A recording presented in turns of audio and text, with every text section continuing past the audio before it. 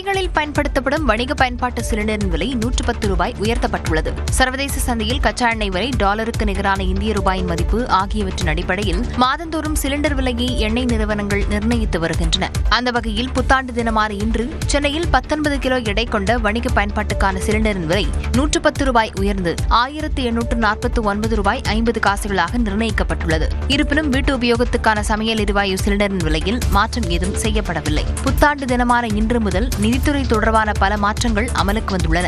அதன்படி வாடிக்கையாளர்களின் credit score 15 நாட்களுக்கு ஒருமுறை என்பதற்கு பதிலாக வாரத்திற்கு ஒருமுறை புதுப்பிக்கப்படும். எனவே தவணையை செலுத்தாதது, தாமதமாக செலுத்துவது போன்றவை உடனுக்குடன் சிபில் ஸ்கோரில் அப்டேட் செய்யப்படும். ஆதார் எண்ணுடன் இணைக்கப்படாத பான் கார்டுகள் இன்று முதல் செல்லாததாகிவிடும் நிலை ஏற்பட்டுள்ளது. ஆன்லைன் பண பரிவர்த்தனை மோசடிகளை தடுக்க யுபிஐ மற்றும் வங்கிக் கணக்குகளுடன் இணைக்கப்பட்ட சிம் கார்டு சரிபார்ப்பு விதிகள் கடுமையாக்கப்பட உள்ளன. புத்தாண்டை வரவேற்கும் விதமாக சென்னையில் நள்ளிரவில் மிதமான மழை பெய்தது.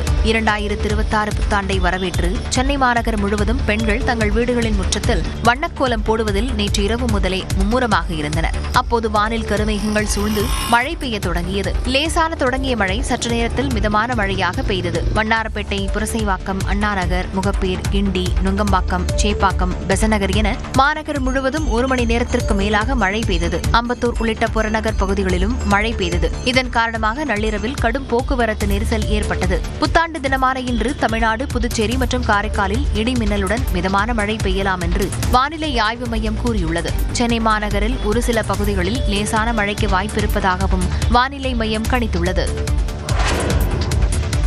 நாகை, திருவள்ளூர் மாவட்டங்களில் பரவலாக மழை பெய்ததால் குளிர்ந்த சூழல் நிலவியது. நாகை மாவட்டத்தில் கீழ்வேளூர், தேவூர், திருமருகல், நாகூர், வேளாங்கண்ணி, ஆழியூர், சிக்கல் என மாவட்டம் முழுவதும் நேற்று காலை முதல் சாரல் மழை பெய்து வந்தது. பிற்பகலுக்கு மேல் வேளாங்கண்ணி, திருப்பூண்டி, கிடையூர், ஈசனூர், திருக்குவளை உள்ளிட்ட இடங்களில் மிதமான மழை பெய்தது. திருவாரூர் மாவட்டத்தில் கூத்தாநல்லூர், படையனூர், வடபாதிமங்கலம், கமலாபுரம், அடியக்கமங்கலம் உள்ளிட்ட இடங்களில் 1 மணி நேரத்திற்கு மேலாக கனமழை கொட்டியது. இதன் காரணமாக சம்பா மற்றும் தாளடி நெல் சாகுபடி பணியில் ஈடுபட்டுள்ள விவசாயிகள் கவலையடைந்துள்ளனர். கொடைக்கானல் மலைப்பகுதிகளில் நேற்றிரவு 1/2 மணி நேரத்திற்கு மேலாக மிதமான மழை பெய்ததால் குளுமையான சூழல் நிலவியது.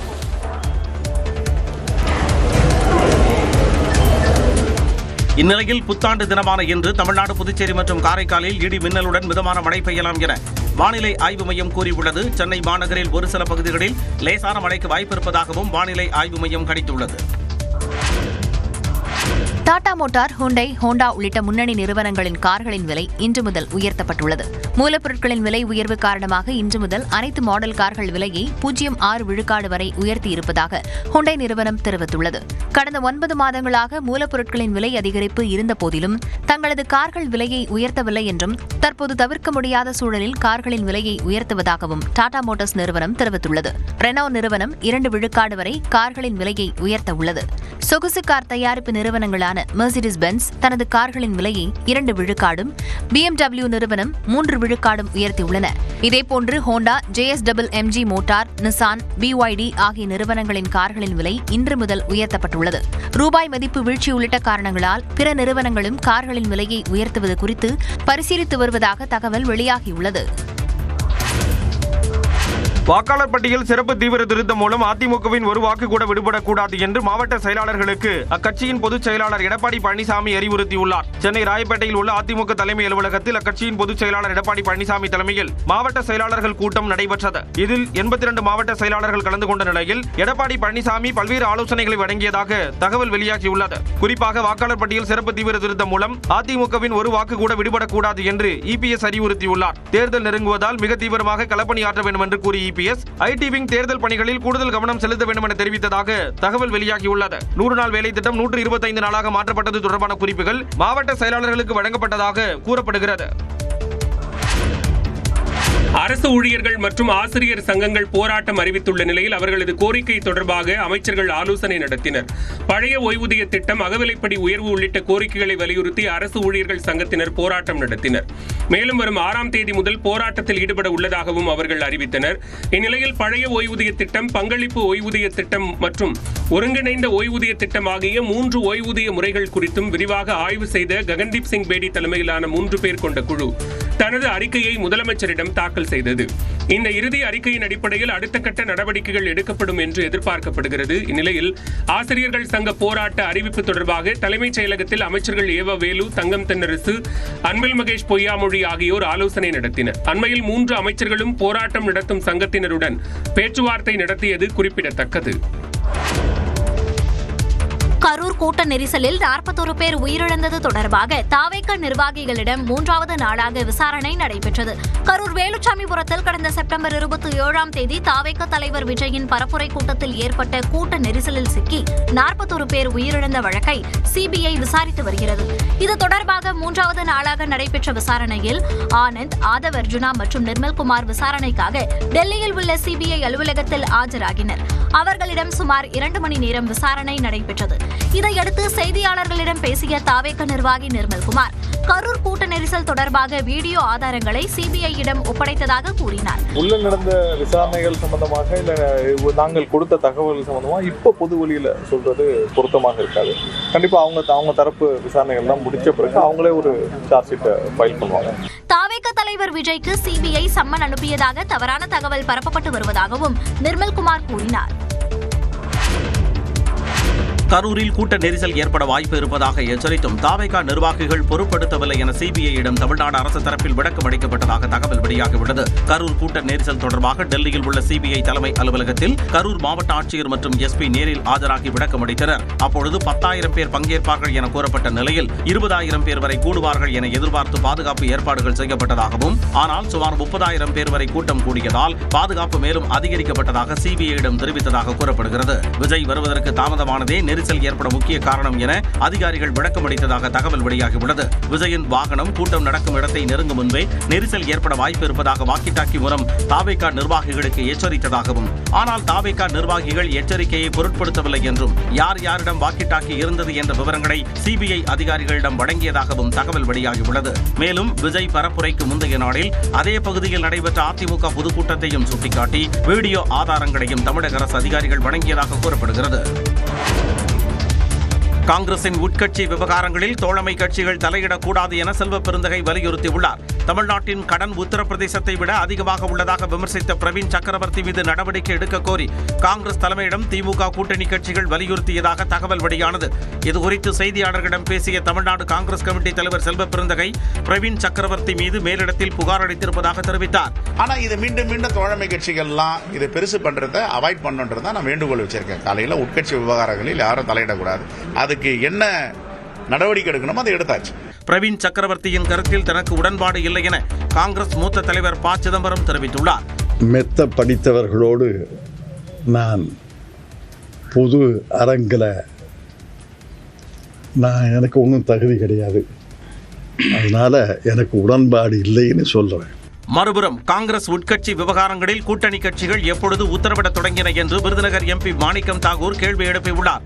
இந்நிலையில் பிரவீன் சக்கரவர்த்தி மீது நடவடிக்கை எடுக்க வேண்டும் என தான் கூறியதாக ஆங்கில நாளிதழில் வெளியான செய்தி தனது கருத்திற்கு நேர்மாறானது என விசிக எம்பி ரவிக்குமார் விளக்கமளித்துள்ளார்.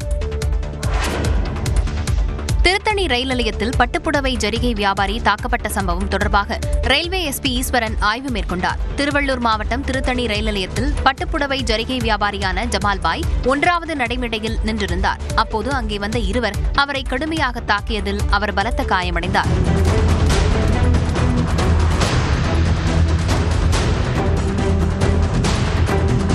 இச்சம்பவம் தொடர்பாக ரயில்வே காவல்துறையினர் வழக்கு பதிவு செய்து குற்றவாளிகளை தேடி வருகின்றனர். ரயில்வே எஸ்பி ஈஸ்வரன் திருத்தணி ரயில் நிலையத்தில் உள்ள நடைமேடைக்கு சென்று இது தொடர்பாக ஆய்வு மேற்கொண்டார். திருத்தணி ரயில் நிலையத்தில் பயணிகள் செல்லக்கூடிய முக்கிய இடங்களில் கண்காணிப்பு கேமராக்கள் அமைக்கப்பட்டு பாதுகாப்பு பணி தொடர்வதாக காவல்துறை தரப்பில் தெரிவிக்கப்பட்டுள்ளது. ரயிலில் ஒடிஷா மாநில நபர் தாக்கப்பட்ட சம்பவத்தின் பரபரப்பு அடங்குவதற்குள் மேலும் ஒருவர் தாக்கப்பட்டிருக்கும் சம்பவம் அதிர்ச்சியை ஏற்படுத்தியுள்ளது. திருத்தணி தாக்குதல் சம்பவங்களுக்கு அரசியல் தலைவர்கள் கண்டனம் தெரிவித்துள்ளனர். போதைப்பொருள் புழக்கத்தால் ஏற்படும் சட்டம் ஒழுங்கு சீர்கேடுகளுக்கு முதலமைச்சர் என்ன பதில் சொல்லப் போகிறார் என எதிர்க்கட்சித் தலைவர் எடப்பாடி பழனிசாமி கேள்வி எழுப்பியுள்ளார். எக்ஸ் பக்கத்தில் பதிவிட்டுள்ள அவர், தமிழ்நாட்டில் கஞ்சாவே இல்லை என கூறும் அமைச்சருக்கு சென்னை அரசு மருத்துவமனையில் இருந்த 3 அடி கஞ்சா செடி தெரியவில்லையா என்று வினவியுள்ளார்.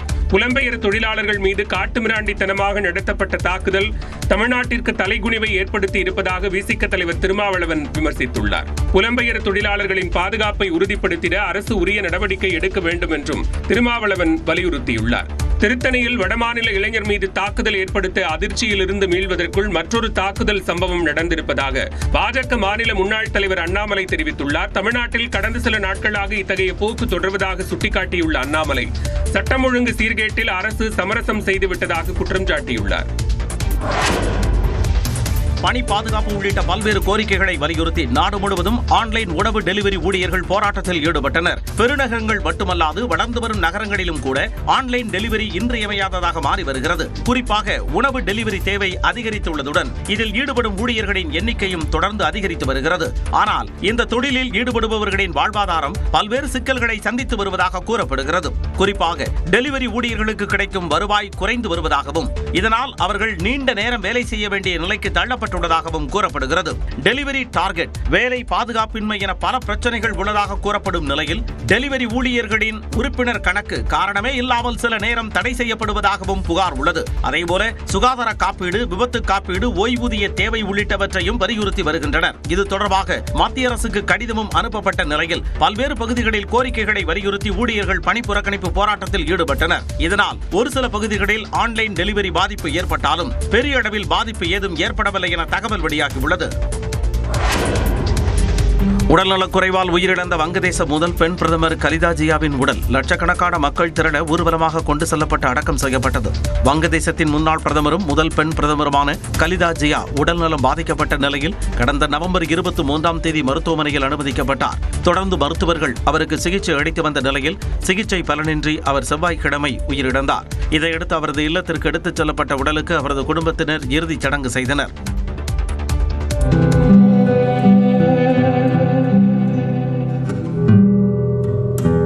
இதனைத் தொடர்ந்து லட்சக்கணக்கான மக்கள் திரண்டு அவரது உடலுக்கு அஞ்சலி செலுத்திய நிலையில் கலிதா ஜியாவின் கணவரும் முன்னாள் அதிபருமான ஜியாவுர் ரஹ்மான் நினைவிடம் அருகே முன்னாள் பிரதமர் கலிதா ஜியாவின் உடல் முழு அரசு மரியாதையுடன் அடக்கம் செய்யப்பட்டது.